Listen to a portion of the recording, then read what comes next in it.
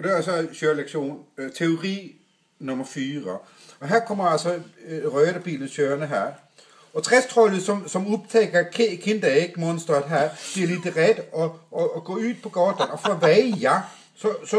Och då blir det så här, de över här och ligger här och måste ha första hjälp. och trästrollet blir så jätteglad för att detta hände, för han bara men då upptäcker kinderäggsmonstret att det här var inte bra, så han springer och försöker få ut de här personerna, men han fastnar och det börjar brinna.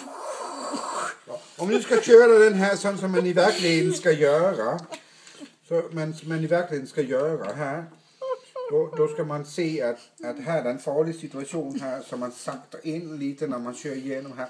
Trästrollet kommer ut här och man bromsar allt vad man kan, och den här bilen kommer kunna passera här och trästrollet gör kanske ramt lite grann och, men inte allvarligt. Nej, och det reser sig upp igen. Och man stannar till och går ut och kollar hur gick det. Och kinderäggsmonstret får tillkänna den här situationen och säga att liksom okej, jag är lite läskig, jag får gå åt sidan, så han går den andra vägen. Lektion 4. End of story.